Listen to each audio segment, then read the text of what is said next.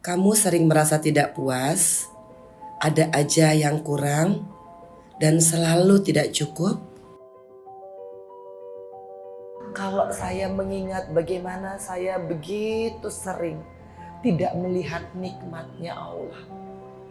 Sampai akhirnya Allah memberikan satu perjalanan hanya untuk membukakan mata saya bahwa nikmat mana lagi yang harus kamu dustakan.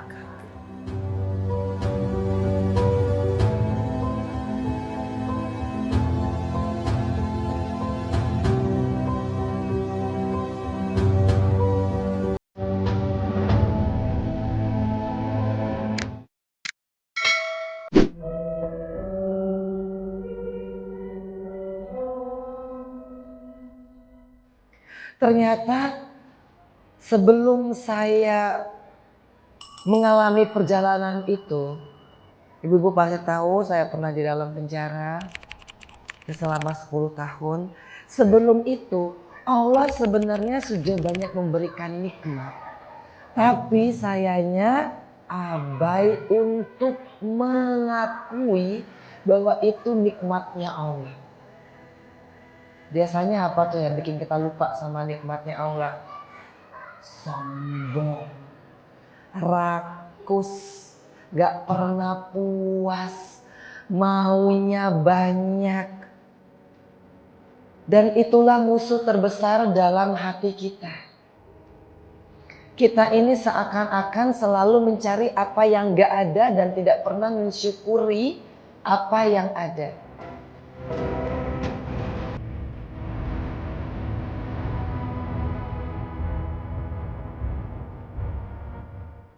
Ternyata semua itu karena Allah hanya ingin mengajarkan bagaimana saya untuk tidak memiliki keterikatan dengan dunia. Makanya ujiannya kehilangan. Karena mungkin dunia terlalu melekat di hati saya. Aduh, pengen kerja ini biar dapat ini. Nanti mau begini biar orang nganggep saya tuh ini. Mau jadi pejabat tinggi, mau jadi orang kaya raya, mau jadi orang yang dihormatin, mau jadi orang yang punya banyak. Astagfirullah ibu-ibu. Gak ada artinya. Gak ada artinya. Bukannya haram buat jadi kaya, bukannya haram buat jadi pejabat, bukannya haram untuk punya jabatan tinggi. Enggak, itu semua halal asal niatnya lillahi ta'ala. Asal niatnya apa? Untuk ibadah. Tapi kadang-kadang ketika kita dikasih harta yang banyak, dikasih jabatan yang tinggi, dikasih keterkenalan, kita malah lupa sama nasi. Padahal itu cuman dititipkan, bukan untuk dimiliki. Kita merasa apa yang Allah titipkan itu adalah milik kita. Dan berapa kali kita selalu mengkhianati Allah dengan mengatakan bahwa semua yang ada di langit dan bumi miliknya Allah. Berapa kali dalam Al-Quran dikatakan lillahi ma fis samawati wa ma fil ardh. Banyak sekali kalau kita temukan bahwa yang punya langit dan bumi adalah Allah Subhanahu wa taala. Tapi apa ketika Allah titipkan kepada kita sebagian daripada yang Dia ridho titipkan dan itu diambil kembali, kita malah apa? Ngeluh.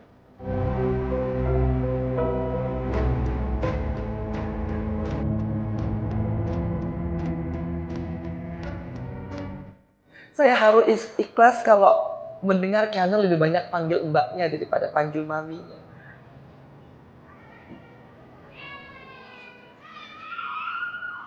Dikasih Allah,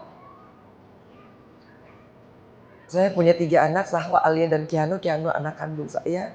Dikasih 1 yang keluar dari rahim saya. Yang berharapnya, ya Allah, anak laki-laki mungkin dekat kali ya dengan maminya. Mungkin begitu ya Prof ya, kalau misalkan biasanya anak laki-laki itu suka dekat dengan. Tapi kalau kenyataannya belum, saya harus ikhlas.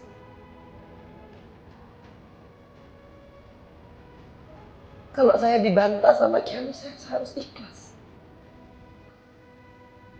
Karena saya meninggalkan dia hanya karena kerakusan saya zaman dulu. Yang akhirnya membuat saya terpisah 10 tahun. Dan akhirnya saya harus kehilangan masa-masa yang semua perempuan nantikan, yaitu membesarkan anak di usia-usianya yang masih balita. Dan saya harus ikhlas.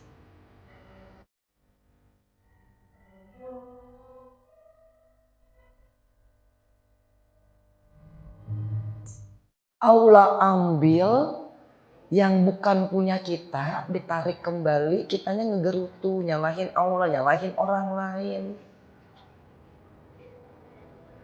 Mungkin hari ini dengan adanya surat Ar-Rahman, mari kita pelajari apa yang Allah inginkan dalam kehidupan kita melalui Ar-Rahman. Ibu-ibu tahu artinya surat Ar-Rahman? Ar-Rahman alam Al-Quran. Yang menginginkan Al-Quran pinter banget, Masya Allah. Khalaqal insan. Ya Masya Allah. Jadi gitu ya ibu-ibu ya, tahu artinya ayat-ayat seterusnya apa? Allah ingatkan kita ada bulan yang beredar, ada matahari. Allah ingatkan untuk menjaga keseimbangan antara dunia dan akhirat. Jangan kita jadinya ikut dunia dan jadi budaknya dunia. Karena akhir-akhir ini banyak orang merasa punya jabatan tapi tidak lain dan tidak bukan, dia hanyalah budak dari dunia. Karena apa? Karena jabatannya itu membuat dia akhirnya berbuat hal-hal yang tidak Allah ridhoi.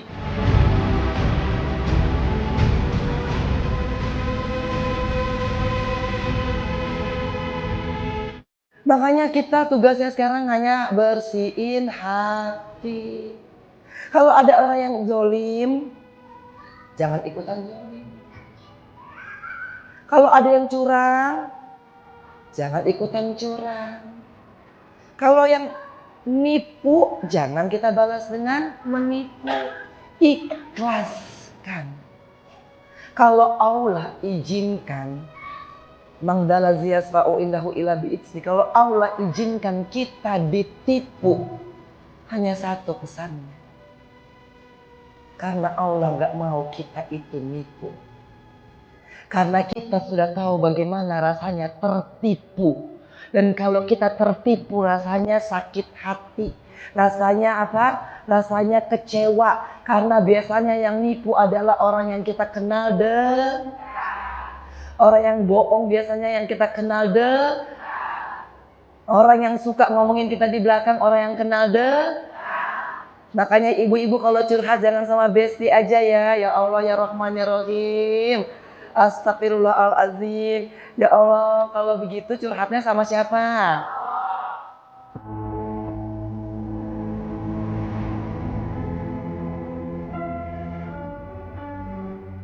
Qala innama ashki bathi husni ila Allah. Adukanlah susahmu dan sedihmu hanya kepada Allah saja. Hanya kepada Allah saja. Manusia nggak bisa bantu. Bantu nyebarin berita gosipnya iya. Bantu tambah-tambahin ceritanya iya. Bantu nyungsep-nyungsepin iya. Solusi nggak dikasih, omongannya ditambah-tambah, betul? Depan ibu-ibu baiknya Allahu Akbar, belakangnya ibu-ibu naudzubillah min.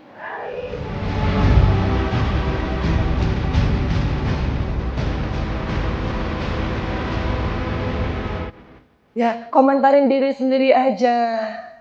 Karena kita ini kalau nggak ditutup aibnya sama Allah, belum tentu kita ada di sini semua. Malu kita ngeliat diri kita sendiri. Saya ada di sini hanya karena Allah tutup aib saya. Makanya setiap sujud dalam salat saya hanya bersyukur, ya Allah, terima kasih atas nikmat Atsura yang telah Engkau berikan. Nikmat Atsura adalah nikmat di mana aib kita ditutup oleh Allah Subhanahu wa taala. Kalau Allah sudah tutup aib kita, jangan suka buka aib orang lain.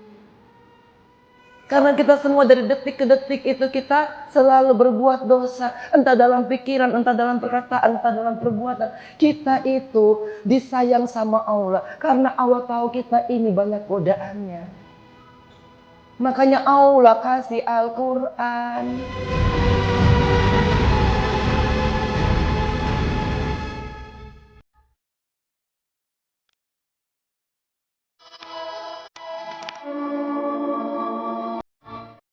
Ini alhamdulillah saya baru 2 kali ya mendengar tausiah Mbak Enzi. Jadi saya kira tausiahnya sangat menyentuh dan ini sekali dengan perempuan gitu.